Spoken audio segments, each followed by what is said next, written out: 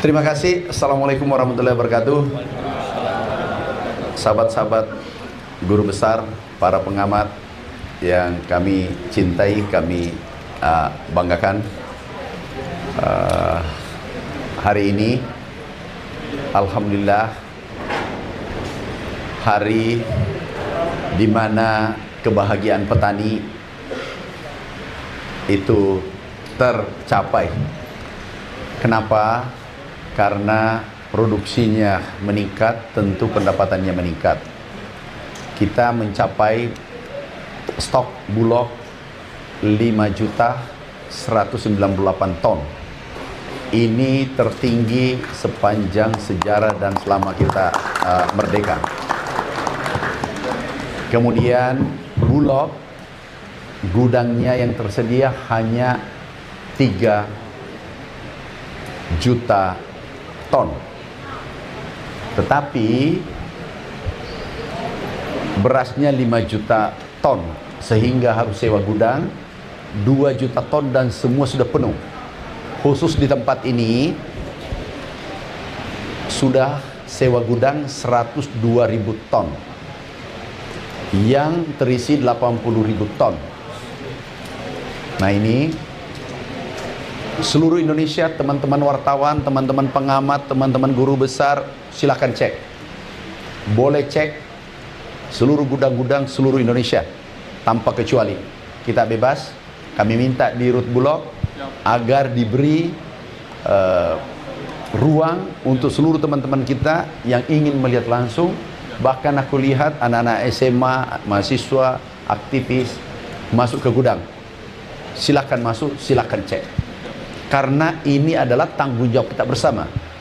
Ini adalah hasil kerja keras kita bersama, bukan hasil kerja keras Kementerian Pertanian sendiri, tapi seluruh anak bangsa, termasuk wartawan, termasuk pengamat yang rajin memberikan kritikan konstruktif, termasuk teman-teman guru besar memberikan hasil penelitian terbaiknya. IPB, Unhas, ITS, UGM, Andalas, dan lain-lain, Pajajaran, semua berkontribusi sebagai anak bangsa. Ini bukan hasil satu orang, tapi seluruh anak bangsa. Sebelumnya kami ingin bincang-bincang, teman menunggu masukan, pertanyaan, atau apa saja, bebas. Teman-teman wartawan bebas bertanya. Siapkan pertanyaan terbaiknya. Siapkan pertanyaan yang selama ini disimpan-simpan, di list baik-baik. Kami layani hari ini 1 hari. Teman-teman pengamat, disiapkan pertanyaannya. Kita diskusi, kita sportif, kita transparan. Tidak boleh lagi mengatakan, oh ini 5 juta padahal 4 juta. Tahu nggak resikonya? Kalau kita mengatakan 5 juta, tiba-tiba kita cek di audit nanti BPK, terus itu terjadi 4 juta, atau 4,5 juta, atau 4,9 juta, itu konsekuensinya adalah hukum, sanksi, pidana, dan seterusnya. Ini tidak boleh bermain-main. Kemudian data yang keluar bukan dari kami, dari BPS, dari FAO, dari Amerika, dan data beras dari Bulog dan diaudit oleh BPK. Clear? Makasih. Kalau ada pandangan, silakan Prof. Ada mana? Polpen saya. Tadi disebut petani dalam kondisi bahagia. Tapi kalau dari data saya, daya beli petani cenderung terpukul. Ya. Sehingga stok 5 juta ini tidak menggambarkan menguatnya daya beli petani. Walaupun data lain juga menunjukkan gambaran daya beli petani yang fluktuatif. Maka pertanyaannya, kalau sekarang stoknya cukup, nanti ketika terjadi musim kering, itu berarti ancaman besar pada petani adalah daya beli makin menurun.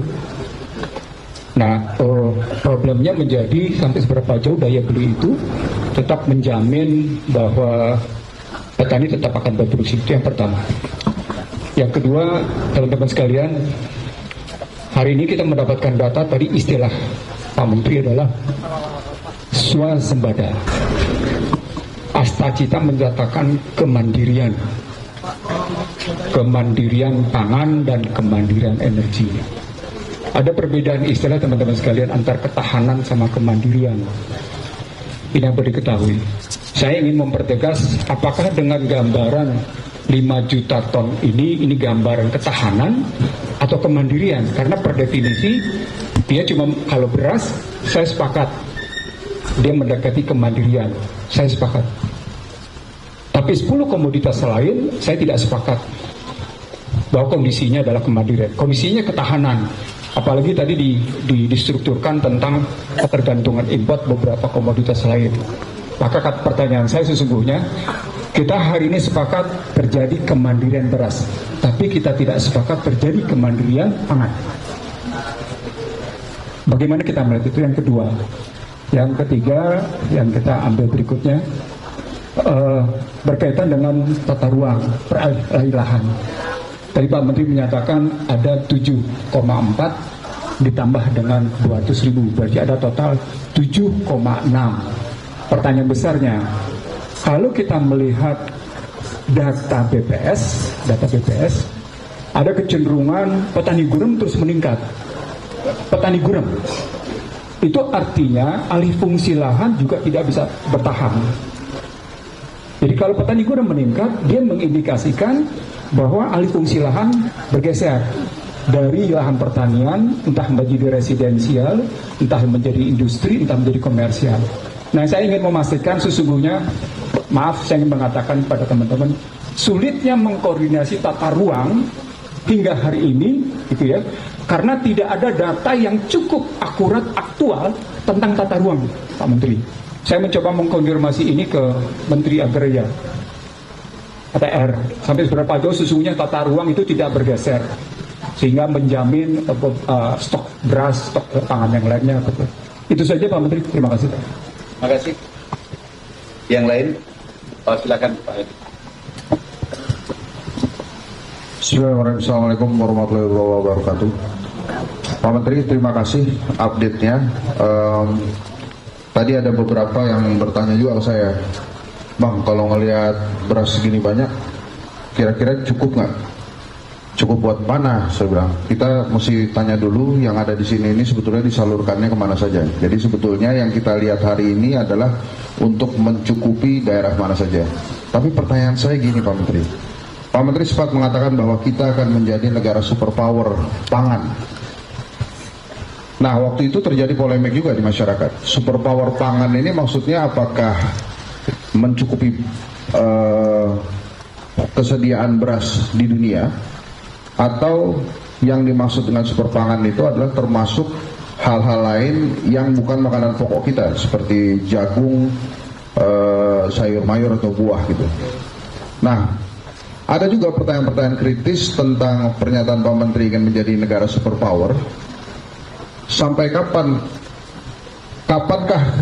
istilah superpower pangan itu terpenuhi?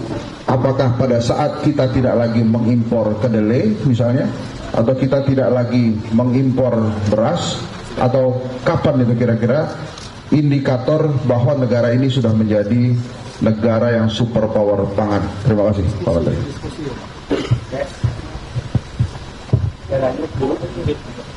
Ada lagi?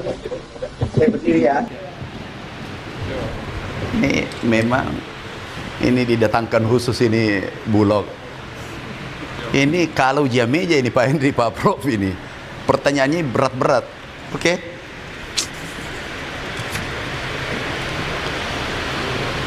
Ini daya beli petani terpukul. Kita pakai data ya. Mudah-mudahan datanya tersambung.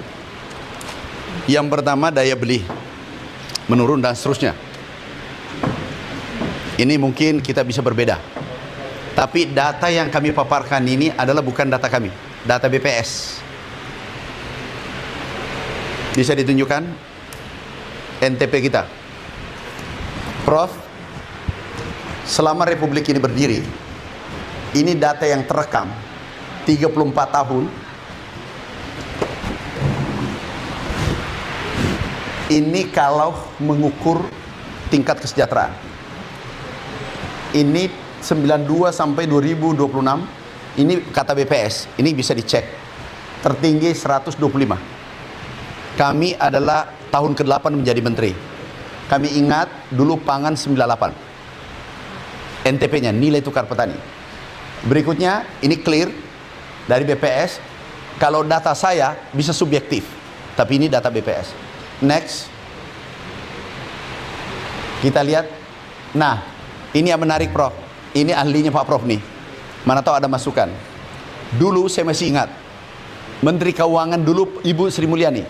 Aku pas di sini. 2016 17 di sini. 2016 beliau katakan, kami di sidang kabinet, Pak Menteri, kalau bisa 3,5%, aku traktir. Setelah itu 2029, mungkin beliau lupa, sebelum saya turun berhenti menteri di 2029, aku main, Pak Ibu Menkeu, belum aku ditraktir. Ini 3,9, 3,8 waktu itu pertumbuhannya. Oh ya, gampang aku traktir Pak Menteri. Jangan, supaya itu menjadi kenangan dan bisa aku tagih setiap saat. Aku canda dengan beliau. Oke, Pak, kami serah terima di sini, Prof. Dan ini ahlinya di Bapak nih. Naik 5,74 kata BPS. Inilah kenaikan tertinggi. Kalau nanti Bapak mau tanya, kenapa bisa terjadi, kami bisa uraikan. Tapi ini dulu saya katakan, ini kan terukur 25 tahun ini tertinggi. Kenapa? Sarana produksi baik, pupuknya dikurangi 20%, irigasinya kita perbaiki, pompanisasi, kemudian HPP-nya kita naikkan. Petani bersorak dan menikmati ini. Seluruh Indonesia 115 juta keluarga petani dan keluarga rumah tangga petani 29 juta orang lebih sekarang menikmati ini. Berarti ini kesejahteraannya lebih baik, tentu daya belinya naik. Oke. Swasembada, kemandirian pangan, swasembada. Jadi food sovereignty dengan food security. Jadi ketahanan pangan beda dengan kedaulatan pangan atau kemandirian pangan. Itu beda. Yang dikatakan ketahanan pangan adalah pangan tersedia, asal usulnya mau impor mau dalam negeri enggak soal. Yang penting bisa memberi pangan pada rakyatnya. Nah, itu ketahanan pangan. Kedaulatan pangan, kemandirian adalah itu dipenuhi dari dalam negeri sendiri. Nah, itu kemandirian. Hari ini kita cerita pangan. Kita cerita beras dulu karena yang mendominasi kalau kita makan adalah untuk orang Indonesia adalah beras. Itu bisa 70, 80, bahkan ada yang 90%. Mengkonsumsi beras tambah sayur, ayam, dan seterusnya. Nah, kita ketahanan pangan selesai, swasembada beras selesai, kemudian kita masuk ke pangan. Supaya jangan polemik. Apa itu swasembada pangan? Oh, itu swasembada pangan, kedelai masih impor. Oh, itu tidak swasembada pangan. Ini yang pengetahuan tentang pertanian masih perlu disempurnakan. Oke. Yang di pemerintah yang di SK-kan itu Impres nomor 125 2022. Bisa keluarkan Impres itu. Ustaz Soca, yang tadi sudah saya sampaikan. Bisa keluarkan. Kita menggunakan data ya. Ini 11 komoditas. Yang merah ini. Yang merah ini. Ini 183, bukan yang kita sudah keluarkan sampai akhir tahun 350.000. Aku harus fair. Apa adanya. Total ini, kalau ini ditambah ini kurang lebih 3,5 juta. Oke? Karena ini bukan 100, ini lebih besar lagi. Kita harus, karena ini baru data sekarang. Sekarang rekomendasinya keluar tapi belum semuanya masuk. Tapi di sini nanti 300-an ribu. Nah, total ini 2,5. Produksi kita 73. Kalau 3,5 dibagi, coba cek Anda, 3,5 dibagi 73 itu 4,9%. Coba cek. Kalau ini dibagi dengan kebutuhan saja, itu 5% lebih. Coba ada yang cek. Kalau 5%, definisi yang kita sepakati, ketahanan, swasembada pangan adalah itu maksimal impor 10%. Dan ini 5%. Orang yang, pemahamannya yang perlu disempurnakan, kalau melihat bawang putih, tidak swasembada pangan karena ada bawang putih impor. Tidak swasembada karena ada ini impor. Jadi swasembada pangan, ketahanan pangan, kemandirian pangan dalam waktu yang bersamaan hari ini selesai. Kita lebih, tolong di luar, diawas itu, jangan ribut. Kita lagi masuk lebih dalam. Indonesia swasembada pangan, swasembada protein. Daging yang kita impor itu digantikan oleh ayam dan telur. Kenapa? Kita sudah ekspor. Dan ini yang kita butuhkan adalah protein.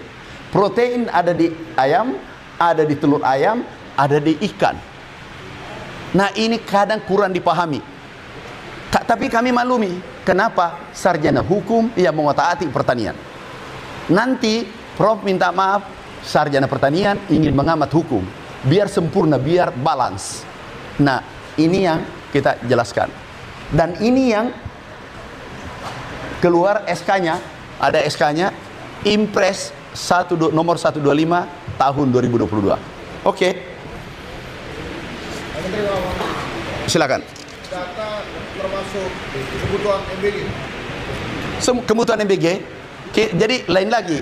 MBG Soalnya saya menarik tadi yang daging sapi itu, Bang. Oke, kembali. Bagaimana daging sapi? Daging sapi itu kan Pak Dadan itu kan menjanjikan luar biasa ini.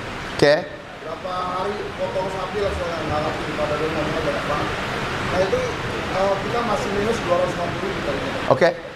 Nah itu kalau dengan ada MBG seperti ini bagaimana mencukupi kebutuhan daging sapi itu sedangkan sekarang ini sudah minus. Sudah. Sudah. Makasih Pak. Makasih. Ini sparring saya. Ini aku senang, inilah sahabat yang baik. Dulu periode pertama dikritik, itulah sahabat yang sejati. Yang tidak bisa adalah fitnah. Tapi beliau cara berpikirnya konstruktif, menyerang. Tapi kita suka. Nah, kami MBG, ini daging ya. Ini daging, minus kan? Sekarang pertanyaanku, tubuh ini dia tidak tahu daging sapi, telur, ayam. Yang dia tahu adalah protein. Ini surplus. Maksudnya Pak, karena saya di sampingnya, adalah itu ilustrasi. Ilustrasi bahwa kalau semuanya potong sapi satu hari, gambaran itu kita butuh sekian puluh ribu ekor, benar nggak? Dan aku di sampingnya. Iya, jadi bukan kalau harus sapi semua satu hari, kan tidak mungkin satu hari semua sapi, tergantung keadaan setempat. Pertanyaan saya balik, kalau ini tidak ada, ini proteinnya ada ahli pangan, ini lebih tinggi, ini lebih baik, ini diganti ini, dan ini sudah ekspor. Baru-baru kita ekspor, ada ada 10 negara. Jadi inilah kadang, sebenarnya gini Pak MBG, karena di samping kanan saya. Kalau aku harus sapi, tidak ada ayam, tidak ada telurnya, tidak ada ayam, tidak ada ikan. Ikan ini melimpah di mana-mana ada. Kalau tidak ada itu semua, aku potong sapi butuh sekian puluh ribu. Itu maksud. Kalian tahu ya, kalau itu hanya Tahu. Karena saya di sampingnya. Kita diskusi. Bagaimana Pak Mintan? saya juga belum tahu kalau ternyata ini.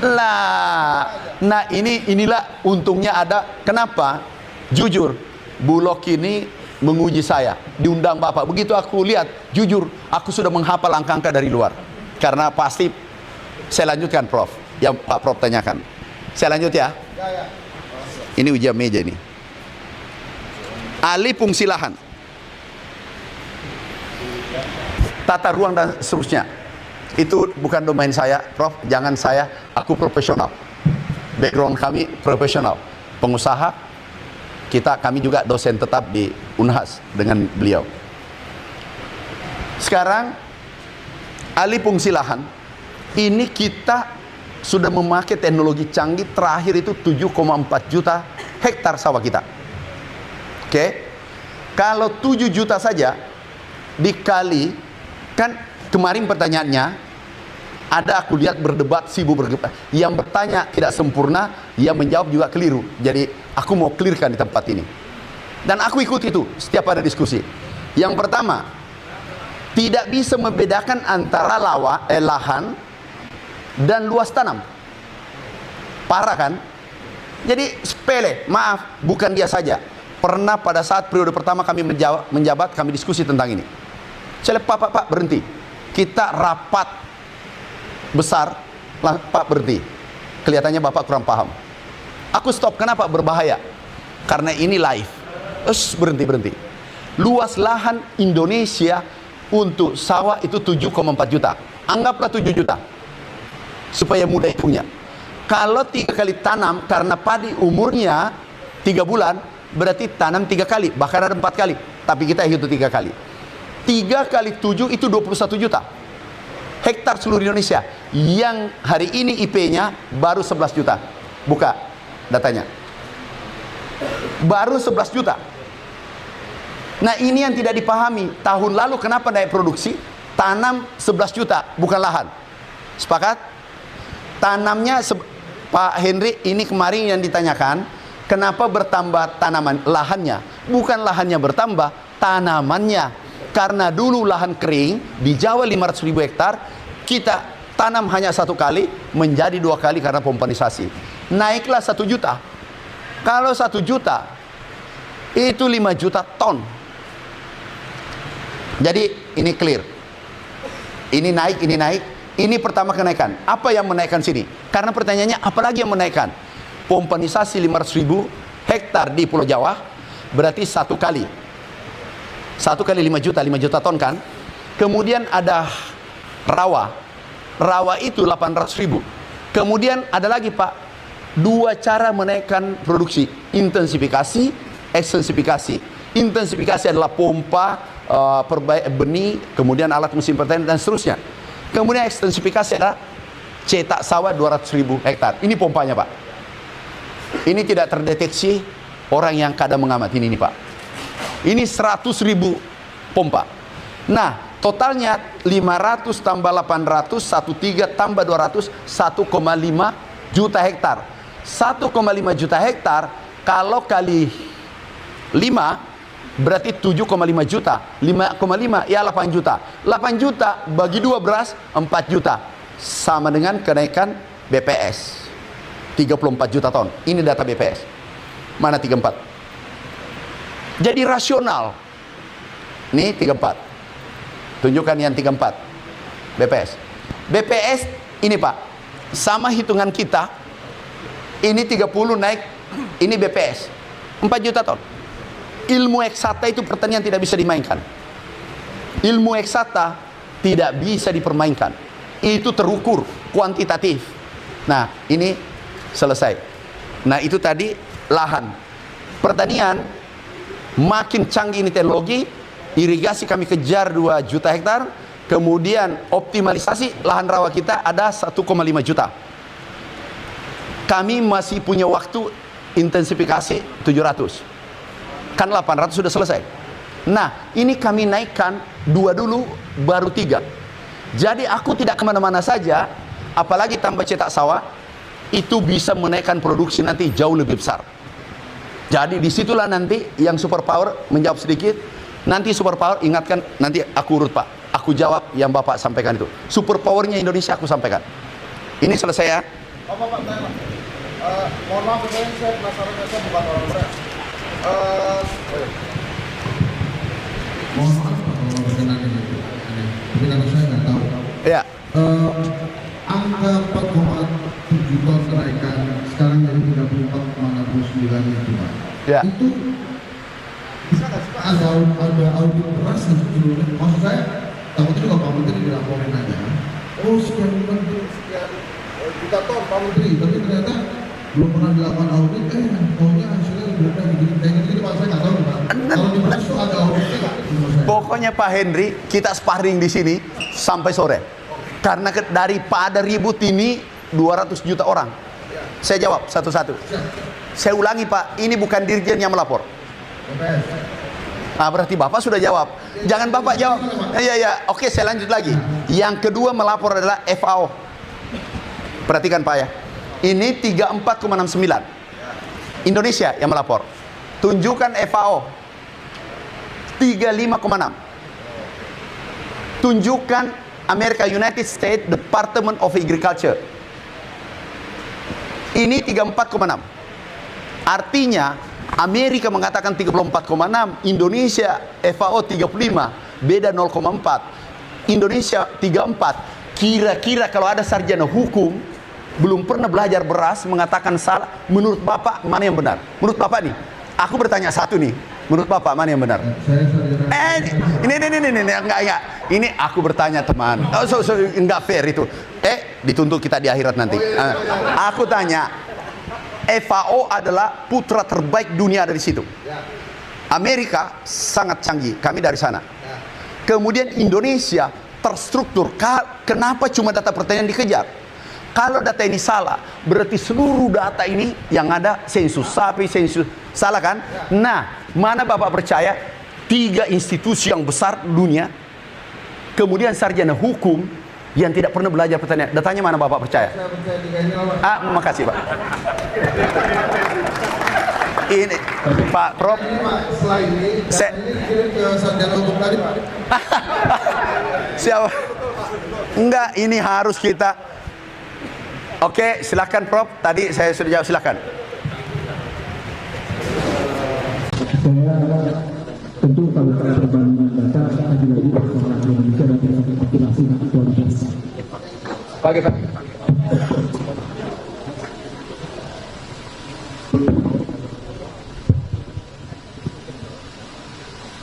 Aku dengar Pak, aku dengar.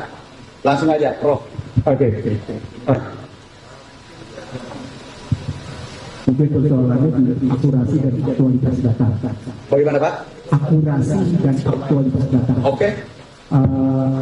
Acap kali data BPS berbeda dengan data lapangan yang Oke. itu satu. Tapi kemudian memang ini dididik oleh FAO dan USDA Ya. sehingga menunjukkan keyakinan bahwa memang data BPS benar. Ya. Tapi di balik data BPS ini kan sesungguhnya dia berhubungan dengan PDB pertanian tadi.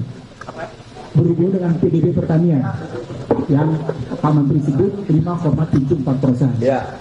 Nah dari sini pertanyaan besarnya menjadi kalau memang dia meningkat produksi, PDB-nya naik, Ya. pertanyaan besarnya menjadi seberapa besar pertanian yang PDB-nya meningkat itu paling tinggi selama Republik ini begini, Ya. menyerap lapangan kerja.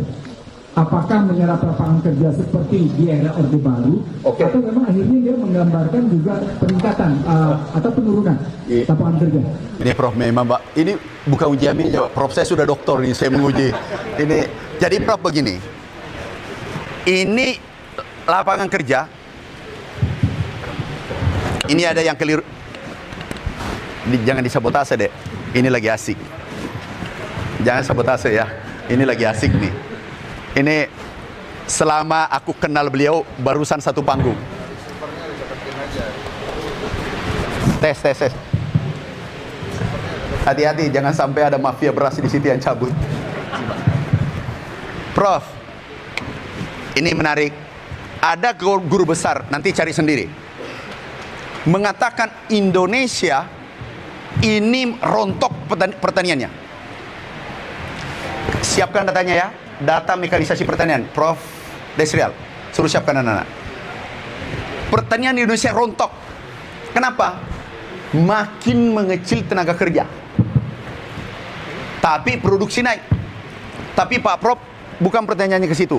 Yang saya sampaikan adalah yang pernah bertanya salah paham. Kalau Pak Prof benar, Pak tidak membuka lapangan kerja untuk existing, bahkan berkurang. Kenapa?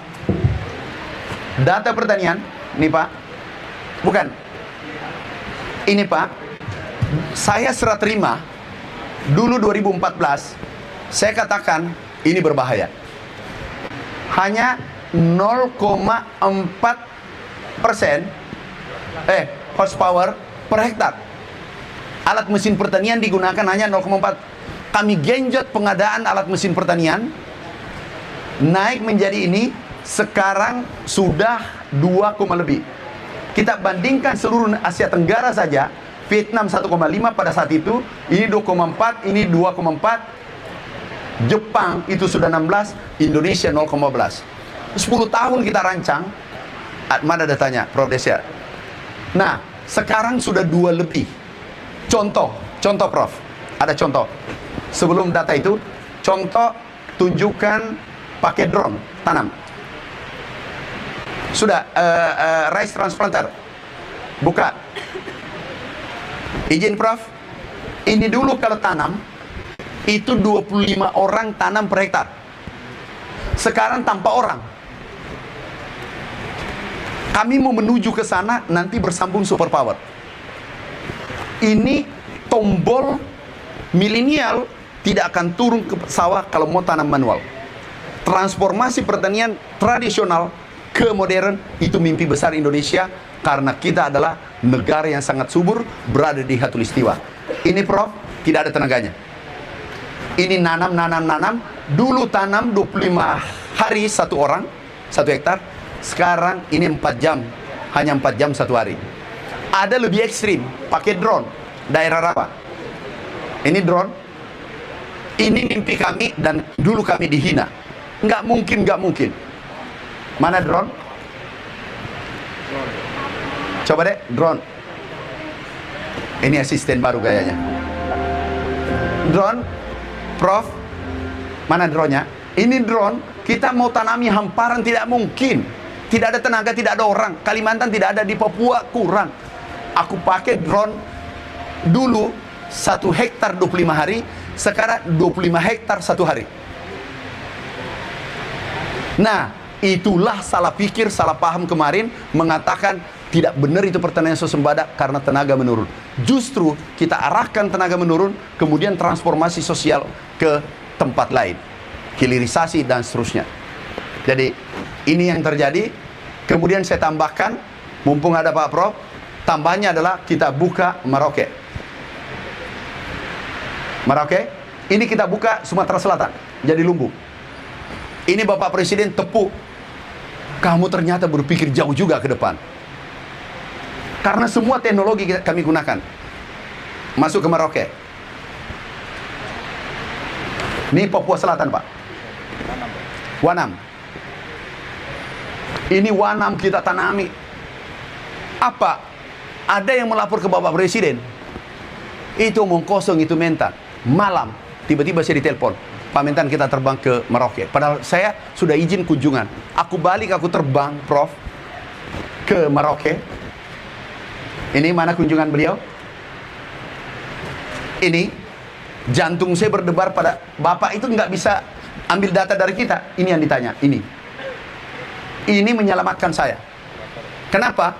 Dia bertanya berapa produksi dulu. Itu 3 ton rawa. Sekarang 7 ton. Dulu berapa 1 kali tanam? Sekarang 3 kali. Presiden katanya Pak Mentan tidak bisa tumbuh dari dulu. MIFE, dulu kan ada proyek itu Pak, tidak bisa tanam. Iya Pak, karena tidak ditanam. Tidak bisa tumbuh karena tidak ditanam. Jadi the power of action, harus bertindak. Memang maaf mungkin saya salah Prof, nanti yang paling banyak doanya orang Indonesia. Kita Indonesia banyak berdoa. Nih, ada data, ini data ya. Masih ada enggak data itu? Buka. Ada. Siapkan datanya deh. Coba bantu di situ ya. Nah, tapi negara lain, ini bukan data saya Prof, nomor 1 kita. Nih, tapi negara Jepang, Korea Selatan, dia nomor 1 bertindak dan persisten. Yang aku tahu, doa tanpa action 0. Dan biasanya kalau ada banyak ceritanya, itu kurang hasilnya. Nah, ini kita balik. Ini yang kita masih, Pak Prof ingat yang lahan 1 juta gambut? Ini Jadi kami tidak gengsi, kami lanjutkan. Nih, mana sejuta gambut? Jangan dek, coba. Asisten. Sejuta gambut. Jangan dek, tolong bantu asistennya. Sejuta gambut aku jalan. Aku telusuri, di mana itu sejuta sejak Orde Baru. Aku datang keliling. Hebatnya negara kita, irigasinya bagus, tapi tidak ada sawahnya. Jadi yang ada bebek berenang, Pak Hendy. Nih. Kami langsung lapor, Bapak Presiden izin, kami mau bongkar. Kami mau tanami. Terus, katanya tidak bisa tumbuh, karena tidak ditanam, Pak. Begitu kami datang, masalahnya dua. Yang pertama, bibitnya tidak sesuai dengan bibit yang dari Jawa, Infari. Kemudian, ada pirit istilahnya, pH-nya rendah. Ternyata tidak ada sirkulasi air, kami pompa. Kami memasang pompa. Kami bongkar, kami akali. Saya katakan bulan aja sudah ditanami orang, laut ditanami, masa bumi tidak bisa ditanami? Sekarang sudah produksi, kami keliling, mana? Nih, kami bongkar. Ini nanti, tolong teman media, ini disebarkan kepada pengamat yang mengatakan tidak ada ekstensifikasi. Jadi ada 5 provinsi, kami intensifikasi semua. Ini kami bongkar, ini bloknya. Nih, ini bekerja gini Pak alat, siang malam. Kenapa? Hektar itu berapa yang sudah ditanami kembali? Sekarang tahun dengan tahun ini mudah-mudahan 400, rawa 800.000. Sudah total yang sudah selesai rawa, opla namanya istilahnya, yang tidak produktif kita angkat itu 800.000, yang sawah 200.000 1 juta, Prof. Kemudian irigasi 500.000, jadi 1,5 juta. Nah, ini sudah jadi, Papua sudah panen, dulu harganya 50.000 di sana, sekarang 25.000. Oke, Prof. Saya mengalih ke Pak Hendrik.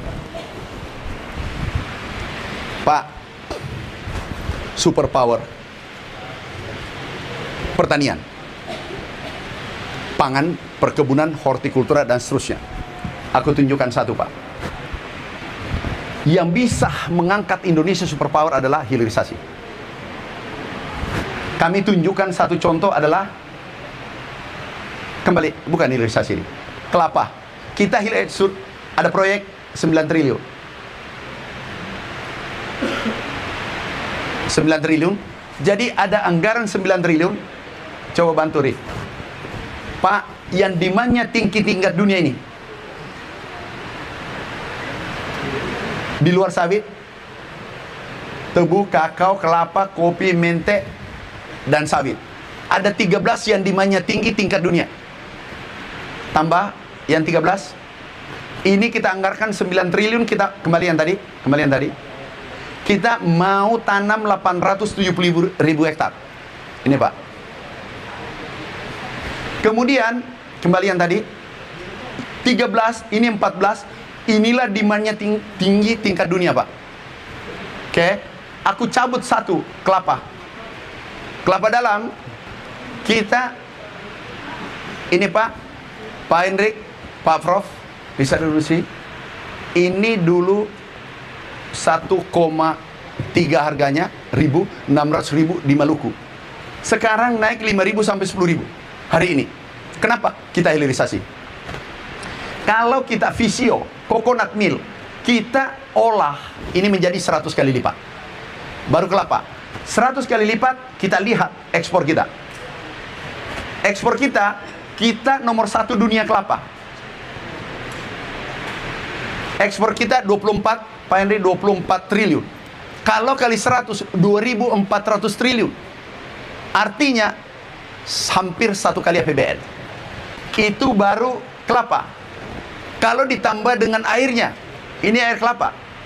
Air coconut water dengan coconut milk, ini kita olah, ini juga 2.000 triliun lebih. Baru kelapa, Pak, 5.000 triliun, dan industrinya sudah sementara dibangun, tahun ini 1 provinsi 3. Ini sudah ekspor. Ini saja, ini Pak, ekspor ke China. Ada fenomena baru, China, Eropa, itu ada pergeseran foodnya itu dari konsumsi susu ke coconut milk. Karena itu jauh lebih sehat. Nabati ini jauh lebih sehat. Oke. Nah, kalau ini kita olah semua, itu 5.000 triliun. Yang kedua, gambir. Ini belum kakao belum mente. Gambir, Pak, ada dari Andalas, nggak ada ya? Nggak hadir. Gambir, Pak Hendrik, ini 5.000 triliun, bukan kata saya. Ini Andalas. Kalau kita kuasai 80% dunia. Yang olah adalah India, kemudian disuplai ke Eropa, ke negara lain. Kalau ini diolah di negeri kita 5.000 triliun, baru dua komoditas 10.000 triliun. Kita ke CPO. Mana CPO kita? CPO. Nah, ini Pak Hendrik, ini CPO kita, mana yang produksi. Ini CPO kita menguasai dunia. Kita nomor 1 dunia. Pak Hendrik, tahu nggak kemarin?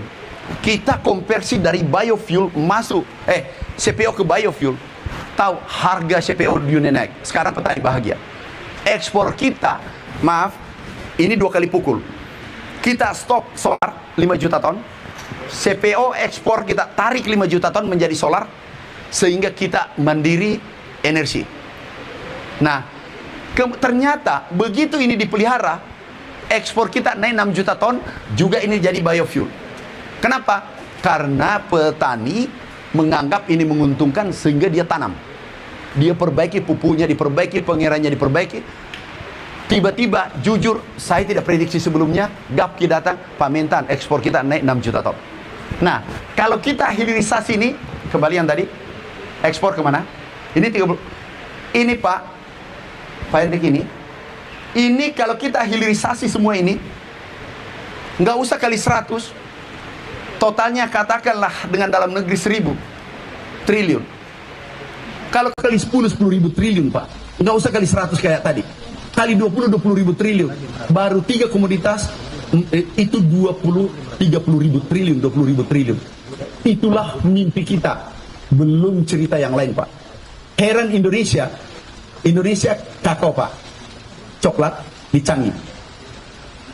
Kakaonya dari Indonesia, kemudian mentenya dari Indonesia, dijual di Changi, kita hitung, coklatnya, Pak, kita jual 26.000. Diulek di Changi, orang Indonesia bangga membeli itu coklat, harganya 1 juta, 38 kali lipat. Saya tanya jauh, Pak. Iya. Tentang kelapa tadi. Iya. Kalau saya kelapa bulat kita itu banyak diekspor ke Cina. Iya. Nah, dengan hilirisasi yang tadi Pak sampaikan, apakah kita akan menahan ekspor kelapa bulat ke Cina itu? Karena kalau saya tidak salah, ekspor kelapa bulat itu manfaat biaya ekspornya itu karena nol, kalau saya nggak salah, biaya ekspor kelapa bulat Ke Amerika juga. apakah itu akan dibebankan biaya sehingga ada pemasukan buat kita? Yang kedua, Pak, tentang sawit. Malaysia, Pak, yang peringkat dari bawah kita, itu badan yang ngurusin sawit itu hanya 1. Ya. Tapi Indonesia sehingga saya 32. Apakah Pak Menteri akan mencontoh Malaysia yang hanya 1 saja badan yang mengurusi sawit? Terbalik, Pak. Suruh Malaysia mencontoh ke Indonesia. Menterinya sudah datang dan berguru. 32 badan kita, Pak. Jangan, saya ulangi, Pak, supaya ada fakta. Mana menterinya? Datang. Oh, menteri apa yang dilakukan? Nanti aku tunjukkan di ujungnya, Pak. Kalau bisa Malaysia berguru ke sini karena dia sudah datang. Pak Menteri, apa dilakukan Indonesia? Supaya tidak terlalu jauh juga, Pak. Bukan saja Jepang datang, Pak. Nih, Jepang datang, Kanada datang. Ini 2 minggu, Pak, berturut-turut. Kanada datang, Chili datang, kemudian Australia, Belarus, Rusia. Dulunya tidak pernah ke Indonesia selama merdeka. 4 negara. Saya lanjut, Pak. Dia bertanya, apa dilakukan? Kenaikan tertinggi beras pangan itu adalah Indonesia setelah Brasil. Dan ini ada datanya. Jadi, Pak, apakah Pak Menteri mengatakan bahwa 32 badan yang mengurusi kelapa sawit Indonesia itu lebih baik daripada 1 badan yang mengurusi sawit? Aku jawab, Pak, ya. Jauh lebih bagus kebijakan kita keluarkan konversi menjadi biofuel. Mau 1.000 kelola saya tidak peduli, tapi ada payung hukum. Aku konversi sawit. Mana harga sawit? Harga sawit. Aku konversi ini, aku ekspor nih. Tarik masuk, jadikan solar. Solar saya selamat. Stop impor solar, dipisah masuk, ini aku tarik, ternyata Bapak, naik harga 100%. Jadi bukulnya ke sana, bukulnya negara lain, dipisah kita belanja, dipisah kita terhenti, tetapi kita tarik masuk, naik nggak harga Pak? Naik harga, itulah kebijakan Indonesia dan belum dilakukan negara tetangga. Jadi biofuel, ini dieselnya aku diketahui dulu Pak. Sekarang ini sudah B35, B40, 1 Juli B50, dan ada yang lebih ekstrim Pak, yang Bapak superpower. Kemarin ITS, sawit jadi bensin. Ini kami langsung tanda tangan Pak, cepat. Kenapa? Kita harus kolaborasi Pak. Kenapa kampus kami selalu undang? IPB kami beli 250 miliar bibit karena dia produksi. Unhas 5 miliar. ITS aku beli alatnya. Jadi aku minta teman-teman dosen, teman-teman peneliti, tolong meneliti sesuai kebutuhan rakyat Indonesia, kebutuhan lapangan. Nah, aku beli. Nah, kita kembali ke yang tadi Pak, sawit. Kelapa bulat Pak. Kelapa bulat. Supaya Bapak yakin. Buka harga kelapa terbang. Dan maaf Pak Hendri, kami dikeroyok. Nggak usah di tempat mana. Saya katakan petani harus dibela dan dia tidak pernah merasakan sejak merdeka. Ini harga dunia ini harus dinikmati. Coba buka harga kelapa. Pak Menteri, mohon maaf, ini saya disclaimer dulu. Saya sarjana komunikasi Pak, tapi saya baca Pak, makanya saya tahu itu tadi, makanya saya tanya. Oh sudah, sudah selesai. Saya nanya begini, bukan ini sarjana komunikasi nanya-nanyain pertanyaan nggak gitu Pak. Ini saya baca, terus kok ada yang nggak ini ya, kalau kelapa bulat diekspor, biaya ekspornya 0% kan 0 rupiah. Itu kan artinya kita nggak dapat pemasukan dari biaya ekspor kelapa bulat, padahal kita mengekspor ke China dan Amerika kan Bapak tadi kan banyak banget kan, harusnya kalau kita ada biaya ekspornya tuh 0 bisa kan? menambah pemasukan. 0 kan? Iya. Kalau aku ekspor coconut meal, PPN-nya berapa? 10%. Ini aku ekspor, kembali lagi tadi. Tapi jangan lihat gubernurnya Pak. Ini cerdas beliau. Maluku Utara. Nih, ekspor deh, ekspor. Bukan ekspor. Nih, ini ekspor. Yang kita ekspor langsung naik 10%. Kalau itu kali 100, 2.400 triliun. Mudah-mudahan 5 tahun, 10 tahun ke depan ini jadi kenyataan. Baru 3 Pak sudah main 20.000 triliun. Itulah kami dibully kemarin, bisa $1 $1.000. Ini maksudku. Aku kunci Pak. Ini kunci. Coba kunci. Jadi untungan itu investasi kelapa itu Pak? Iya. Nggak bulat-bulat lagi? Enggak boleh. Itu baru 2 aku olah kelapa dengan air kelapa itu 10.000 triliun. Sampai kalau kali 20%, 20 kali lipat 20.000 triliun. Tapi bukan itu. Saya ingin tunjukkan di sini Pak. Kalau pertanian ini BPS ya, bukan saya. Kalau di sini bergerak 1.934 triliun dan dunia juga begitu. Di hilir jasa industri 57.000 triliun. Kita gerakan di sini 5 kali lipat. 5 kali 5, 250.000 triliun. Disinilah maksudku super power. Jangan kali 100 dulu Pak. Kalau pertanian itu sampai 1.934 triliun. Itu hulu Pak ya? Hulu. Berarti edit value-nya sehingga mencapai 57 triliun. Iya, di perjalanan. Berapa investasi yang diperlukan untuk itu Pak? Karena kelihatan dari sawit yang menikmati pun sebagian besar lebih ke korporasi daripada petani. Wah, menarik nih. Maka pertanyaannya, sebenarnya kelapa banyak sekali Pak, dari mulai gabuknya, kulitnya, batoknya. Wah, Bapak saya mengarah ke sana Pak. Itu yang bertanya tadi Pak. Jadi supaya kita berteman sedikit Pak. Pak Hendrik, tadi kelapanya batoknya. Dan saya tidak terangkan tadi, tapi beliau tambahkan. Silakan Pak. Ini ternyata Bapak ahli kelapa. saya kebetulan cuma miris ngelihat Indonesia kalau fosfor, melihat Pak Nori itu Ya. kalau diproduk di Malaysia lebih bagus, produk di negara lebih bagus, padahal produknya dari Indonesia, bahan bakunya. Ya. Bahkan diproduk oleh Korea dengan lebih bagus daripada made in Indonesia. Betul. Nah, itu artinya dan patuh bisa kita buat. Tapi pertanyaan berubah dia butuh investasi. Betul. Supaya tidak terjadi pada kasus sawit, Ya. di mana menikmati lebih banyak korporasi. Ya. Gimana caranya supaya investasi itu negara juga begini Pak, Indonesia kan itu ke swasta, maka yang menikmati swasta.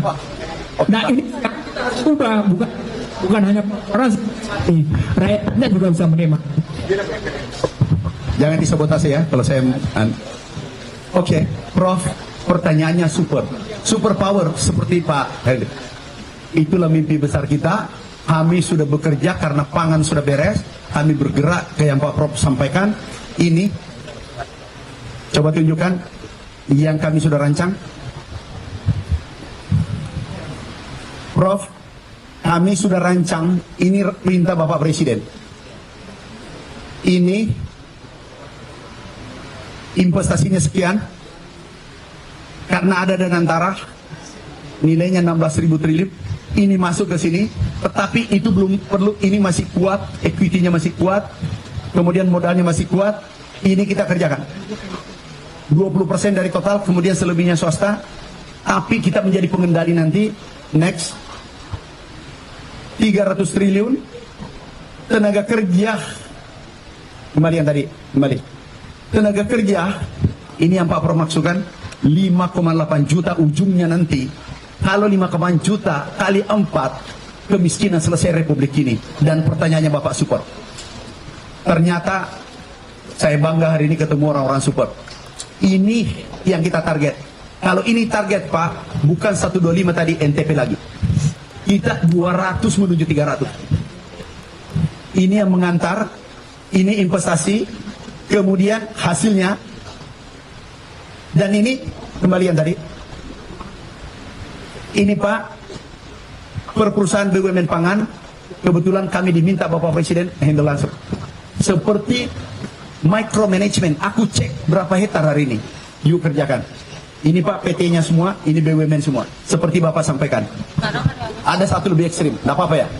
Boleh ya? Tapi jangan dipolemikan ya. Bukan saya ekstrim. Ayam yang dikuasai, yang kuasai ayam cuma 2. Bapak sudah tahu, aku ingin tambahkan bahwa kami rubah itu neolib masuk ke ekonomi Pancasila. Karena Bapak anti neolib. Pak Hendro janganlah Bapak ketawa. Nah, tapi jangan. Ini yang menguasai hanya 2 perusahaan, aku tidak sebut. Nilainya ini 554 triliun, setelah ada MBG 653 triliun. Artinya hampir 400 triliun, 380 triliun, itu 2 orang. Kapan rakyat ini berdaulat? Kapan ekonomi rakyat ini bergerak? Sehingga kami membangun, buka ayam, kita sudah buka groundbreaking 6, membangun pakan dengan DOC. Yang bangun pakan DOC adalah negara, seperti Bapak katakan. Kemudian yang bergerak di hilir, itu rakyat kecil. Ini anggarannya, ini daerahnya, ini anggarannya Pak, 20 triliun dari negara, 50 triliun KUR. Dan ini rakyat kita bergerak. Tapi ini terkoneksi dengan pemerintah. Kemudian next yang tadi. Nah, ini pulau-pulau Pak harus mandiri biofuel, energi, mandiri pangan, mandiri energi, mandiri protein, sehingga inflasi tidak lagi didiskusikan. Karena yang membuat inflasi angkutan beras dari Jawa ke Kalimantan. Kalimantan sudah selesai. Kemudian dari Sulawesi ke Papua. Papua sudah selesai. Mimpi besarnya Indonesia Pak, pangan beres, protein sudah beres, B50 sudah beres, menuju etanol, dan seluruh komoditas strategis demandnya dunia tinggi, itu kita hilirisasi. Dan Bapak sudah hafal, tinggal kita gandengan tangan. Biarkan yang muda-muda ini menggantikan kita nanti, dia merasakan Republik Indonesia menjadi superpower. Terima kasih, saudaraku. Ada satu. Dari seluruh penjelasan Bapak tadi, rasanya sudah menjawab hal mendasar. Cuma satu yang belum terjawab. Ada hal yang tidak logis setiap bulan puasa. Di produksi petani melimpah, tapi begitu sampai ke ujung pasar harganya berkali lipat. Yang menikmati added value, nilai tambah, itu bukan petani, tapi mereka yang menjadi jejaring supply chains, mata rantai pasokan. Apa yang terjadi? Yang terjadi cuma satu kalimatnya, biaya logistik yang tinggi. Jadi selama Joko Widodo membangun infrastruktur logistik, ini saya terbuka, datanya data Bank Dunia. Datanya bukan data saya, tapi data Bank Dunia. Selama Joko Widodo membangun infrastruktur, biaya logistik hanya turun 0,5%. Dari 24 menjadi 23,5%. Means, mata rantai pasokan tetap dipegang oleh yang namanya pembuluh rente. Istilah saya pembuluh rente. Dampaknya menjadi harga ujung tetap tinggi. Saya balik ke harga pasar. Tadi Henry sudah ngambil contoh beras, Pak. Bagaimana tadi 13.000, 17.000 dikacaukan. Itu menunjukkan bahwa sesungguhnya mata rantai pasokan masih belum bisa dikendalikan oleh pemerintah. Satu, indikator buat saya. Mata rantai pasokan tidak bisa dikendalikan pemerintah. Itu juga diindikasikan pada biaya logistik yang tetap tinggi. Yang 23,5% dari 24. Yang Sri Mulyani bilang waktu dia jadi menteri, ini biaya infrastruktur sudah besar-besaran, tapi tetap kita kalah bersaing dengan negara tetangga. Maka pertanyaan, ini bukan tugas Bapak. Ini bukan tugas Bapak, tapi menjadi bagian Bapak berkoordinasi dengan menteri-menteri lain, bagaimana tetap, kan ujungnya soal price stability. Price stability itu tetap hajat hidup orang banyak. Anda bekerja habis-habisan, tapi stabilitas harga tidak tercapai, habis dimakan oleh namanya para korporat. Apa sih? Pak, enggak, tolong Pak, nanti Pak mengerti terus. Aku bangga dengan Bapak. Maaf ya, teman-teman. Teman-teman, negara ini kuat kalau ada pengamat yang mengerti konstruktif. Aku harus sportif karena aku dosen juga. Ini yang benar. Jangan tidak main data. Pak, aku uraikan yang Bapak sampaikan. Dan kami sudah rancang. Nih, mana supply chain?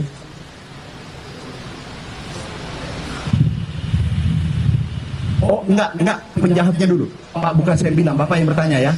Aku cuma menjawab. Aku hanya membela. Jadi nanti tolong publik, Pak Profesor yang mengatakan, aku hanya membela saja, karena Bapak serang nih, aku membela. Bukan ini. Pak, ini Pak dulu. Caranya membunuh ini Republik, Neloid tadi. Dan aku tidak setuju. Saya tidak tahu Bapak setuju tidak. IMF salah. Dan saya katakan itu porak-porandakan pertanian. Dan aku bisa bertanggungjawabkan. Sekarang Pak, nanti aku tunjukkan. Ini kemarin, ini beras digiling. Ini yang diproduksi. Tapi kapasitas pabrik 116 juta ton. Berarti idle kan Pak? Nggak cukup kan? Lah datang konglomerat bangun dengan kapasitas besar 50 juta ton. Ini mati kan? Kalau ini beli 6.000, ini beli 6.500. Ini beli 7.000, ini beli 7.500. Dan ini 20 orang. Kemudian ini mati. Ini nanti tinggal 21%. Ini 80%. Atau ini 10%, ini 90%. Totalnya Pak, manusianya 161.000 kali 10, 1,6 juta kali 4, itu 6 juta orang bisa jadi teroris. Bisa dia nakal, bisa dia gembel, dan dia keamanan tidak terjamin. Benar ya Pak? Karena ini yang membunuh. Inilah yang Bapak katakan tadi. Ini orangnya. Tersangkanya Pak, ini sudah ditangkap sebagian. Nih, mana tersangkanya? Ini tersangkanya, Pak. Orang bertanya, mana tersangka? Ini tersangkanya, cek di sana. Kami kirim Pak 212 orang, ini 27 orang, ini tersangkanya. Internal juga ada. Direktur Pak, aku pecat, masuk penjara sekarang. Karena kami tidak mau tahu ini adalah apa ya? Hukum jadi panglima. Oke, Prof. Saya lanjut. Maaf, ini fotonya siapa yang munculkan? Gak apa-apa lah. Baru dia mengatakan aku diintervensi menteri. Makanya bukan intervensi, aku yang kirim, aku yang pecat, aku kirim ke penegak hukum. Saya bilang tangkap. Ini nggak benar, sekarang di penjara. Pak, kembali lagi. Dulu Pak, kedelai. Bapak kan singgung kedelai tadi. Mana kedelai? Kedelai dulu swasembada Pak, 93. Setelah IMF bebas, tidak ada lartas, tidak ada apa-apa, larangan terbatas, bebas masuk Pak. Ibaratkan Mike Tyson diperhadapkan dengan Elias Pikal, tidak ada wasitnya Pak. Matilah dia, bonyok dia. Ini hancur sekarang sampai sekarang. Baru kita rancang naik. Susu Pak, susu. Tapi saya belum menteri waktu itu Pak. Kalau menteri pasti saya tempur di sini. Dulu susu kita sudah baik, impornya 48%. Karena IMF, alhamdulillah sekarang 79. Baru bergerak dikit, kemarin 80, baru bergerak 1%. Akhirnya apa Pak? Mandi susu. Ini Prof mandi susu. Mana? Kenapa lambat deh? Ini mandi susu. Kenapa mandi susu? Susunya tidak dibeli. Kenapa? Tidak ada regulasi mengatur wajib industri beli susunya petani. Itulah neolit kapitalis. Nah, sekarang aku panggil dua-dua. Nih orangnya Pak. Apa-apa kita tunjukkan fotonya. Tapi Bapak yang minta ya. Sebenarnya ini rahasia saya. Pak, ini pendapatannya 5 juta. Ini yang tadi mandi susu. Ini Pak Prof, boleh aku bertanya satu nggak? Kira-kira pendapatannya berapa ini? Kalau lihat wajahnya 10 juta 11 triliun. Ini 11 triliun, ini 5 juta. Aku damaikan, tahu nggak? Ini badannya begini, ini bisa merusak ini kalau ini rugi terus. Bisa gembel ini, bisa berbahaya ini. Sudah 2 Pak, contoh. Supply chain tadi, solusinya adalah nih Pak, mana supply chain? Rantai pasok yang Bapak katakan 1, 2, 3 aku hitung. Karena kami dari bawah. Ini kita perkecil menjadi 3. Ini kehilangan kita 313 triliun. Di sini Pak, ini untung 10%. Ini untung 20, 30 macam-macam. Hasilnya ini Pak. Di middleman. 313 triliun. Inilah dibangun koperasi merah putih dari petani, koperasi langsung di desa ke konsumen. Artinya apa? Kalau ini untung koperasi 50 triliun, ini 263 triliun. Ini dibagi ke petani pendapatan dan ini menjadi daya beli.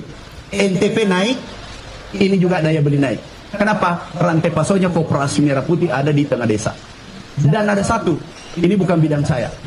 Kan kebetulan saya pengusaha Pak, background saya. MBG off-taker dari 160 juta petani Indonesia. Off-takernya. Jadi dia membeli, tidak lagi ada kita dengar baru-baru ini tomat dibuang. Barang dibuang. Kenapa? Ada yang menunggu MBG. Jadi MBG tidak berdiri sendiri. Dia menjadi off-taker petani, dia menjadi mensuplai konsumen di sekitar itu. Dan Pak, kalau kita sepakat 30 kali bergerak di desa, 300 triliun kali 10 kali 10.000 triliun. Ini bergerak di desa, dia tidak lari ke kota. Nah itu pandangan saya karena bukan bidang saya, tetapi kebetulan Prof, aku pengusaha, ini kerjaan saya, pikul beras dulu, aku dulu jual batu gunung, kemudian apa namanya timbangan itu, bulokit langganan saya dulu, sakle banget, itu dulu 3 sakle banget, aku pikul, kadar air diukur. Kita kan tidak tahu kadar air, langsung turun harganya, rugi bangkrut. Alhamdulillah saya pernah bangkrut dengan Bulog, bukan Bapak Pak, dulu. Oke, terakhir ya. Oh, itu pertanyaan saya, pertanyaan gosip juga Pak. Ya, bagus, gosip juga enggak apa-apa. Tadi loh yang middleman tadi coba ada lagi nggak? Kan Bapak pernah jadi pengusaha Pak ya, ini Ya. Koperasi Merah Putih nih Pak. Ya. Itu kan keuntungan middleman-nya 313,08 triliun. Oke. Ada pedagang, distributor, dikumpulin sekarang jadi Koperasi Merah Putih. Ya. Itu gimana nanganinnya middleman itu Pak? Kan mereka pasti protes tuh kehilangan 313 triliun. Pada saat Oke. yang sama, Koperasi Merah Putih belum punya modal bisnis. Nah, ini makanya ini pertanyaan gosip karena kan Bapak kan Menteri Pertanian. Nggak apa-apa. Makanya. Pokoknya apa aja Bapak tanya, Iya. termasuk sejarah hidupku, aku jawab. Jangan Pak. Nah ini gimana sih Pak kira-kira? Kalau Bapak diposisikan Bapak pernah jadi pengusaha. Oke. Kalau Bapak jadi middleman, nurut nggak kira-kira sama negara? Saya jawab. Ya, tapi Bapak sebagai pengusaha nih, jangan jadi Menteri Jangan sebut, Pertanian. oke. Sekarang bukan middleman saja. Ada mafia, saya tambah dulu satu di dalamnya. Mafianya buka. Mumpung Pak Henry ini kencang, saya tambah bonus satu ini Pak. Bapak tidak tanya tapi saya kasih. Ini mafianya. Sebelum saya masuk ke middleman. Karena dia ada di dalam. Pak, yang kemarin itu oplos. Bukan oplos, nyolok. Ini aku periksa di lab. Ini beras semua yang middleman tadi Pak. Ini kalau premium itu 14% pecahan. Pak, oke. Yang kita tangkap itu 34. Artinya harga 8.000 dijual 17.000. Kalau 12.000 saja, aku hitung kecil 5.000. Kalau 2 juta 10 triliun Pak. Sehingga saya total semua yang dijual itu 100 triliun. Ada orang dari mana 100 triliun? Saya ulang Pak ya. Ini saya hitung optimis. Padahal di sini 8.000, maksimal 10.000. Kalau 2 juta kita jual, bukan untung, nipu rakyat. Paham maksudku Pak? Itu 10 triliun. Clear Pak ya? Ini yang ditangkap dan ini sudah dipenjara. Clear ya? Itulah masuk di middleman. Pertanyaan saya Pak, yang mana kejam? Satu dulu saya selesai. Yang mana kejam? Yang memberantas 100 orang atau 1.000 orang, atau mafia lewat, koruptor lewat, silakan lewat, monggo. Saya sih itu mantap Pak. Saya selesaikan dulu ini satu, Ya. baru satu. Oh, nggak Ini salah. lewat, aku lewat, aku dor satu-satu bersama Satgas Pangan. Kira-kira yang kejam ini, Bapak berdiri di samping, tolong silakan. Yang penting kita jangan sendiri. Ini menyusahkan 286 juta orang. Setuju Pak? Setuju Pak. Yang mana kejam? Yang kejam yang menyusahkan 286 juta. Sudah. Tapi menurut saya begini Pak, kan mereka pasti nggak diam aja Pak, ditembak-tembakin begitu. Pak, sejak Nabi Adam, Ya. Kabil Habil, itu saling membunuh. Apalagi sekarang cucunya. Oh iya. Udah Pak, udah. Ya. Udah clear itu. Sekarang clear. aku balik yang tadi. Oke Pak. Ya. Jadi setan itu Pak pernah ini Ustaz kalau ada tolong betulkan. Saya suka baca aja, saya suka baca. Waktu Nabi Sulaiman, mungkin salah ya. Waktu Nabi Sulaiman, karena banyaknya setan, karena beliau bisa komunikasi burung macam-macam. Berdoa, ya Allah, tangkap itu setan. Aman, ditangkap. Tahu, di masjid orang semua. Nggak ada ke pasar. Nggak ada ke kantor. Nggak ada berkantor, nggak ada ke Bulog. Nggak ada beli beras. Kenapa? Di masjid. Tunggu akhirat. Waduh, ya Allah, susah orang kelaparan nih. Tidak ada tanam padi, semua ke masjid. Tolong lepaskan kembali setan. Itulah Pak Henry tidak bisa diselesaikan sampai kiamat. Cuma kita harus bertarung, pemerintah atau mafia. Oke? Bapak Menteri saya izin Pak. Ya, silakan Pak. Ini sebenarnya ujian doktor ini apa? Disertasi kamu Pak, ini penguji. Pak, middleman kembalikan tadi. Nanti solusi tercepatnya adalah memang kooperasi. Ada yang harus disempurnakan, harus sepakat. Pak, tidak ada sempurna termasuk saya. Saya tidak akan sempurna. Pak Henry, Pak Profesor tidak sempurnakan saya. Aku berdiri di sini mencari kesempurnaan dan tidak mungkin. Oke, silakan yang satu. Bapak, terima kasih. Saya sangat menarik paparan Bapak. Bapak berani berbasis data, catatan saya. Jadi Bapak tidak hanya retoris, tapi merubah kebijakan berdasarkan data. Kalau saya sebagai dosen melihat Bapak punya integritas teknokratisnya dapat. Terus systemic thinking Bapak juga jelas.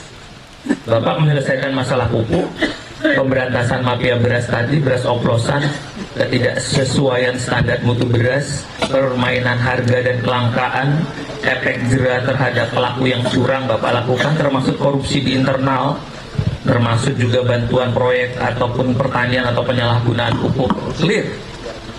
Ini kan persoalan hukum. Tadi Bapak walaupun bilang nggak ada hukum, nggak mungkin Pak Menteri tanpa hukum. Saya sebagai sarjana hukum tadi, ini momen saya nih untuk bilang Pak Menteri tidak bisa, sekalipun pengusaha teknokrat tidak hukum, karena hukum itu menjadi penyeimbang kan Pak. Betul nggak? Tidak ada ego sektoral siapapun, apalagi pidana, menyeimbangkan kepentingan negara, masyarakat, dan pelaku. Maka dia menjadi proporsional dan proporsional.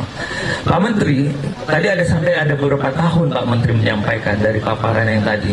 Saya boleh nih kalau tadi ada gosip lah kalau bahasanya tadi. Akhirnya saya berpikir Pak Menteri, keberanian Pak Menteri tidak kompromi dengan kepentingan sekelompok orang tadi, dan berani transparansi seperti ini. Pak Menteri juga sudah bisa memetakan anggaran APBN tadi. Sebenarnya Pak Menteri mau kemana ya? Pak, ya.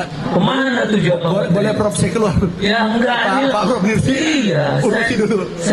saya melihat kayak seperti ada sosok apa ini gitu loh. Paparannya luar biasa, bisa membelanjakan ini, bisa menuntaskan. Kalau soalnya tadi Pak Menteri bilang kan, jangan ada dusta di antara kita Pak Menteri. Iya, Pak. Ya. Kalau memang layak, ya ayo bangsa ini juga harus saling tolong menolong dalam kebaikan. Saya minta kejujuran hati Pak Menteri sebelum nanti dipertanyakan di akhir nanti Pak Menteri. Agak panas ini. AC-nya mengarah ke sini. Pak. Oke, yang hukum tadi bukan maksudku itu.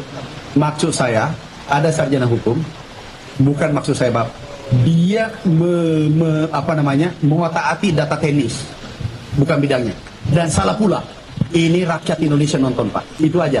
Tapi Bapak adalah profesional hukum, profesor hukum yang hebat. Pertanyaannya Bapak, saya Pak ya, tidak ada dusta ya. Kalau nuraniku, aku ikuti takdirku. Kemudian yang kedua, kalau saya pilihan pribadi, aku pingin filantropi bermanfaat untuk rakyat, tapi saya bisa kemana-mana. Karena apalah arti semua ini? Nggak ada. Menteri itu cuma 5 tahun. Apa itu 3 tahun? Kalau tidak reshuffle, kan ada kedengaran reshuffle lagi. Pak, kalau saya, di mana titik kami berada? Karena kami pengusaha, kami mengajar. Kami dosen tetap, kami mengajar. Bagaimana hidupku ini sebelum nyawaku dicabut bermanfaat untuk merah putih, untuk rakyat Indonesia. Pak Menteri, satu lagi boleh? Ya, silakan Pak. Terima kasih Pak Menteri. Ada pertanyaan menggelitik dari saya ya, karena saya pernah di dalam ya. Tadi terkonfirmasi oleh Pak Menteri bahwa ada orang lapor ke Pak Presiden begitu kan, bahwa lahan tidak bisa ditanam, tidak bisa tapi bisa. Ada juga ketika itu info gitu ya, gosip gitu ya, saya terima gitu, bahwa memang stok beras itu nggak ada. Ya. Ini real nyata. Betul. Bahwa ini katanya Pak Mentan ini omon-omon. Ya. Nggak benar, ini real Pak, karena saya di dalam gitu kan. Saya jelasin aja, saya buka aja gitu. Nah artinya ini kan hari ini kami diundang gitu ya, sebagai saya sudah keluar nih, sudah jadi akademisi. Pak Mentan membuktikan saya ingin secara nyata gitu bahwa saya hadir di gudang ini, bahwa ada dan clear dan nyata. Dan apa yang disampaikan Pak Mentan adalah berdasarkan dengan fakta tadi, dengan bukti-bukti yang ada. Nah sebenarnya yang saya ingin katakan bahwa saya tidak tahu, karena ini adalah persoalan politik. Tetapi saya pun tahu gitu bahwa kalau menteri yang kerjanya bagus, ini sulitnya di Indonesia, banyak yang mendegradasi gitu. Banyak ada di situ DFK-nya, disinformasi, fitnah dan kebencian. Padahal mestinya apa yang menjadi catatan, katakanlah prestasi dari menteri itu ya harus dipublikasi gitu, bahkan harus didukung oleh publik. Tapi nyatanya gitu di dalam sendiri bahwa tadi ada gosip-gosip, ada fitnah kebencian yang memang terjadi. Satu. Yang kedua, Pak Menteri, saya tergelitik juga karena saya petani gitu. Saya sampai hari ini saya tidak makan beli karena panen sendiri gitu ya. Tetapi memang kalau kita lihat data pemerintah nih, 20 tahun terakhir ada 150 sampai 250 keluarga itu makin kaya, kekayaannya makin berlipat. Bagaimana Pak? Bagaimana? Ada 150 sampai 250 keluarga dalam 20 tahun terakhir itu makin kaya dan berlipat-lipat kekayaannya. Dan yang kelas menengah, mohon maaf, makin turun. Dan yang miskin makin miskin. Maksud saya, ini kan tugas negara, tugas pemerintah termasuk Pamentan, memastikan bahwa petani itu ya happy gitu, senang. Dan bahkan saya sering jalan-jalan Pak Menteri, karena di Subang ada Bulog juga gitu ya. Saya juga jalan-jalan, saya bilang waktu harga gabah itu 8.500, karena waktu itu posisi saya jubir, itu happy. Dan memang ada amanah, tolong Pak Ujang sampaikan bahwa ini harus dijaga. Cuma memang problemnya yang saya lihat gitu ya adalah kualitas dari gabah-gabah petani, misalkan masih ada yang basah, sehingga di situ tumbuh gitu kan, lain sebagainya. Ini kan menjadi harus dijaga. Yang itu yang kedua Pak Menteri, jadi saya amanah gitu. Yang sebenarnya gini, soal pupuk. Saya 4 tahun jadi tim penilai di Kementerian Pertanian, keterbukaan informasi publik. Saya waktu itu berinteraksi juga dengan Irjen Kementerian, sekarang jadi Ketua KPK, Pak Budi. Bagaimana ada perubahan mekanisme distribusi pupuk sehingga pupuk itu bisa langsung diakses oleh publik. Tetapi Pak Menteri masih ada yang mengeluh gitu di bawah gitu. Pak, katanya, saya kok susah tetap saja, misalkan dikuasai oleh orang-orang desa gitu loh, oleh orang-orang keluarganya kepala desa, bahwa ya tetap saja katanya yang punya akses ya itu aja, kita harus susah juga nih nyarinya gitu. Ini juga menjadi perhatian Pak Menteri, karena apa yang menjadi revolusi distribusi pupuk juga sudah terjadi, dan saya tahu persis. Saya juga menghadiri MOY Pak Menteri dengan kepolisian begitu, untuk memastikan agar tidak ada persoalan hukum di bawah. Yang ketiga, ini penting juga, bahwa yang paling dirugikan apapun yang kelas bawah tadi, orang miskin Pak. Saya berkebun nih, ini soal bertani juga. Dalam mindset saya sebagai akademisi gitu, ternyata ini penting. Kenapa orang masih banyak yang ke kota? Walaupun tadi Pak Menteri mengatakan data yang luar biasa ya, tetapi memang kalau kita berkebun hasilnya lama nih. Jadi kita minjem dulu, nanti tahu-tahu ya kita berhutang dulu, nanti hasilnya bayar. Nah yang sawah juga ternyata kebanyakan kita, mohon maaf, juga petani-petani burung, petani-petani yang tidak punya sawah. Saya punya pengelola petani yang mengelola sawah saya gitu, mereka kerja ke saya. Tetap saja mohon maaf, yang sejahtera adalah pemilik lahan itu, bukan dari petani-petaninya itu juga. Jadi amanah ini Pak Menteri dari bawah gitu ya, karena saya sering bersentuhan, bagaimana memastikan ke depan itu betul-betul petani itu yang merasakan bahwa pembangunan itu dirasakan oleh petani, oleh nelayan gitu. Ini yang menjadi konsen saya Pak Menteri. Terima kasih atas perhatiannya Pak Menteri. Terima kasih, ini luar biasa Pak. Yang pertama, aku tidak disenangi, aku tidak direstui sebagian orang menjadi menteri. Kita buka-bukaan aja. Kenapa? Aku tahu diri. Orang-orang yang punya power tidak senang sama saya. Ini yang jangan dulu, ini yang tersangka dulu Pak, 400. Dan kami dianggap manusia buta warna. Kami tidak mengenal kawan lawan, nggak ada, sapu rata. Ini dulu Pak tersangka periode pertama. Periode kedua, ini Pak, dan bukan orang kecil. Bapak pasti lihat di medsos. Pejabat, ada seorang pejabat, belum pernah terjadi di Indonesia Pak. 11 eselon 1 aku copot 1 hari. Yang kedua pernah kami copot 1 kantor 1 hari, 2 kali. Ini ada datanya. Belum pernah terjadi di Republik ini. Bahkan kami diberi Presiden, hati-hati Pak Mentan. Chaos tidak bekerja, tidak bergerak ini pertanian. Kami copot ini Pak, habis. 1 kantor, Dirjen ke bawah habis. Aku ambil alih, dan 2 kali. Nah tentu tidak senang Pak, memenjarakan orang 400, hampir 500 orang itu nggak mudah Pak. Aku biasa nangis tuh Pak. Saya memecat orang. Ada berita nanti, itu aku tahu malam aku pecat besok. Dan tidak sedikit, tentu tidak senang.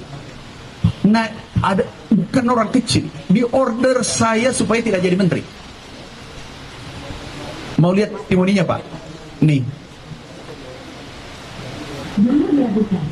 Nanti kalau kita berdua aku beritahu Bapak siapa orangnya. Nih. Nggak, langsung aja deh, langsung. Banyak tokoh penting ngomong ke saya. dapat dengan Pak Bowo, nggak mungkin suatu badan Indonesia itu ngomong kan, tidak mungkin suatu badan. Amran itu hati-hati, Amran itu kadang-kadang banyak janjinya saja. Tapi hari ini saudara sekalian, saudara Andi Amran Sulaiman, saya beri bintang jasa utama.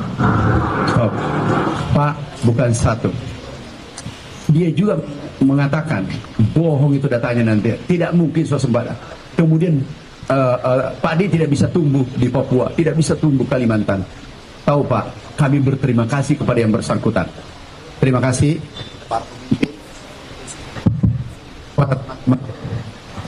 Sabotase deh. Tes. Terima kasih kepada saudara-saudaraku yang memfitnah. Anda adalah putra terbaik bangsa karena menekan saya dengan fitnahnya. Kemudian yang mengkritik konstruktif, aku terima kasih juga. Karena tekanan Anda, aku sempat vertigo bekerja keras untuk Merah Putih karena saya takut Anda posisi benar. Alhamdulillah hari ini Anda belum beruntung. Dari Indonesia swasembada beras. Itu Pak datang dan aku tahu orangnya. Pak Ujang nanti kita ngopi, aku beritahu orangnya siapa. Terima kasih, dan dia pemimpin di Republik ini Pak Henry. Pak Henry tahu. Meraba-raba tapi tembakannya, duganya selalu. Nah, aku terima Pak. Guru terbaik adalah yang menghinamu, yang menekanmu, menghujatmu. Itulah guru terbaik kalau mau melompat secara eksponensial. Yang saya pahami. Jadi itu aman Pak. Aku jalan selama, maaf kami Muslim, sesuai Al-Quran, Sunnah Rasul, undang-undang, kami tidak bergeser mundur selangkah pun demi Merah Putih, demi rakyat Indonesia. Udah, aku lebih baik kehilangan ini pangkat daripada kehilangan kehormatan di Republik ini. Integritas saya hilang. Oke, kesenjangan. Itulah presiden kita yang diinginkan Pak. Gini rasio, Prof kalau salah tolong dibenarkan Prof karena Bapak ahlinya. Ini nurun, ini mau ditekan. Neolib jangan 10 orang, 50 orang. Bapak benar. Bukan 200 Pak, 50 nih. Ini gini rasio sudah turun. Sekarang yang 50 nih Pak, apa tidak sedih? Tapi tidak boleh salahkan mereka. Mana datanya yang 50 orang? Yang kaya raya, ultra kaya dan seterusnya. Bukan salah mereka Pak, kita harus ayo kerja keras. Nih, ultra kaya, super kaya, nggak tahu kita di mana berada. Itu 50 orang Pak. Ada 10 orang setara kekayaannya dengan 133 juta penduduk Indonesia. Inilah mau diselesaikan Bapak Presiden supaya Republik Indonesia kita miliki bersama, sehingga tidak ada kesenjangan. Tahu Pak, kalau kesenjangan terjadi, tidak akan pernah kita damai.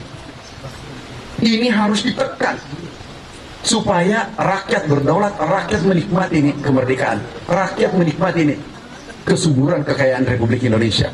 Ini mimpi kita Pak, dan ini sudah bergerak. Kita harus tekan turun. Dulu pernah 2 Pak ya, zaman Pak Harto Pak 2 Pak ya dulu. Kalau kita bisa kembali ke 2 dengan penduduk sekian 286 juta, luar biasa negara kita. Itulah mimpi Bapak Presiden. Kita hilirisasi, tapi rakyat yang menguasai. Bukan lagi seperti Bapak katakan tadi 10 orang, 20 orang. Ini rakyat ikut bekerja di dalamnya. Kemudian distribusi kita akan perbaiki. Kelas bawah kita harus bantu Pak. Kita harus terlibat. Tidak bisa dibiarkan sendiri saudara kita. Kita harus ikut dan detail. Bukan di atas kertas terima laporan dia. Kami langsung cross check ke lapangan Pak. Kayak gini. Tadi Pak, Bapak tidak lihat saya. Aku ini kan aku pernah juga salah Pak. Ini aku cek dari sana keliling. Karena biasanya kalau ada tamu di depan saja. Karena ada Pak Ujang, ada Pak Profesor Mudata, jadi di depan saya penuh. Aku cek masuk. Sengaja ke kepala desa aku tanya. Enggak mungkin Bulog saya mau tanya bintang 3. Tapi maaf Pak, ada ilmu saya yang tidak ada di buku. Yang saya tanya tadi kepala desa. Siapa penduduk di sini? Siapa Babinsa? Ini gudang disewa atau Bulog yang bangun? Oh anu Pak, disewa. Benar. Sejak kapan sewa? 7 tahun yang lalu kan? Itu pertanyaan menekan. Enggak Pak, 2025. Jadi saya terima kasih Kepala Bulog, kamu berada pada jalan yang benar.